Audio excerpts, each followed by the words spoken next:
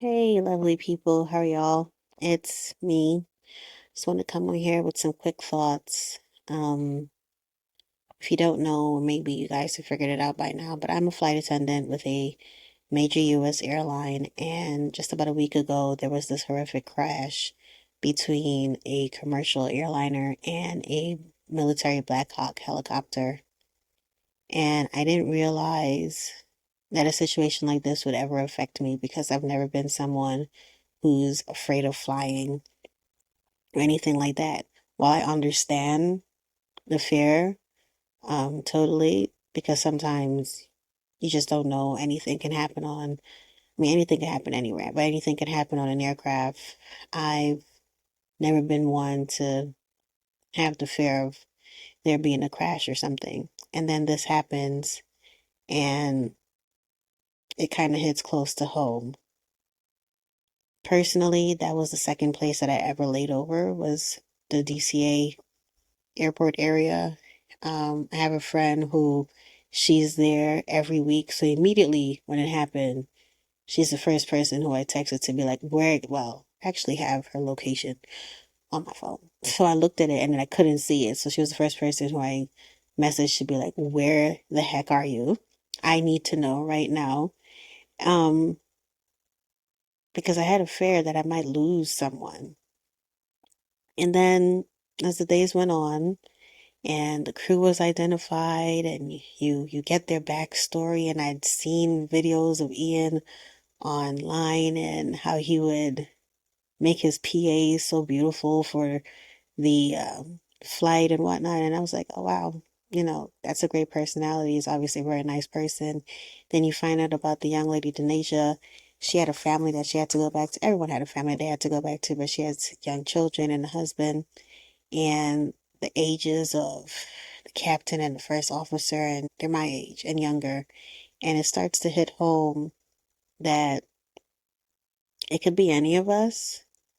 Um, and I pray to God that it would never be and it wouldn't hit so close to me. And while I believe that I and anyone who I work with would be more than prepared to handle any type of emergency situation, you just never know until something happens. Now, when we were speaking about this on the aircraft and you realize just how close they were to landing, the crew of the flight, they were so close to landing, and then this happens. And unfortunately, because we've all seen the video by now, because it's been news report after news report, and you realize maybe they didn't have a lot of time to even react to it. And it starts to just break your heart. Um, But I just wanted to come on and say to those of you or those of us who fly for a living, it's okay to disconnect if you need to. It's okay to not be fully okay. I know my company decided that they would give us counseling if we wanted it, and they had people in our crew rooms for us. And that's all well and good, but reach out and talk to someone if you can. I was fortunate enough that within my community, people reached out to me before I even knew that I really needed to speak to someone. I was able to have a conversation with a friend of mine, actually for the first time this year. We said our Happy New Year's and then kind of moved on with life. And then she messaged me and then she called me, and I had already been on I was on my first layover since the incident. And the first thing she asked was, "Oh, how are you? Are you okay?" And I didn't realize I had been affected by this. Because again, never had this fear of flying, but it could have been a friend of mine that I knew personally. And I think that's the part that scares me the most now. And this is a little bit of, I'm being a little vulnerable here, but this was actually a suggestion from her. You started something new.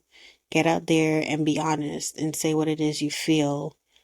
That way you can start to heal and move past it, or at least maybe help someone move past it. So I hope that's what can be done.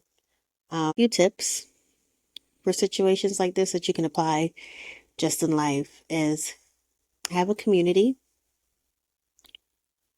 around you that you can reach out to. Learn that it's okay to disconnect from social media and the news. And if someone doesn't respect that you don't want to speak about it, set that boundary, leave that person alone. Um, Choose yourself in certain situations.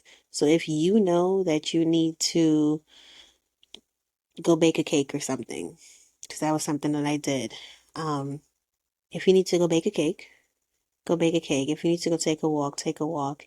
If when you get on your next layover or, you're in your office and you normally eat lunch inside, maybe you just need to go take a walk outside. I had made all of these plans because I was back in Paris. I had made all these plans to go out and buy some butter and get some skincare. And once I got in there and I had this conversation with my friend, because it happened pretty early, I realized I just needed to be still, be still and listen to myself, be still and just relax. And it's okay. So if no one else tells you it's all right to feel something about this, even if you did not know the crew personally, it's all right to feel something about this, even if you didn't know anyone on either aircraft personally, it's okay to see the news and change the channel. It's okay to scroll past social media. It's okay to not be fully okay. But if you find yourself slipping, I would reach out to someone. Even though I never had this fear, this one's very close. I wasn't flying when the miracle, as it's called, on the Hudson happened, but I remember being in Poconos and same day ending up at a friend's house, and she and her husband had both worked for American Airlines back in the day. She was a flight attendant and he was a pilot. That's how they met. And just having a conversation with them, and he says, "Yeah, it affects you, but you hope and you know that you're going to." I never even thought about it then because I had not been flying yet. Before that, my experience with it as being a seventh grader when 9/11 happened. That still bothers me every year. But again, I wasn't flying at that time. Only know of people who had lost loved ones then. And now this one happens and it's a little bit closer to home. And I think it's because I'm in a situation where it could have been me. And I don't want to make it about myself. So please don't take it that way. But seeing them and knowing what they're doing and knowing that at a certain time, like I said on a thread, during that time, you are just preparing yourself to land, because landing and taking off can be the most dangerous parts. For some people, they will tell you those are the most dangerous times when it's flying, and they were so close. And now everyone is gone. And yeah, there it is. So, um, hold your people close. Be okay with not being okay. Reach out if you need to, and disconnect if you must. Take care.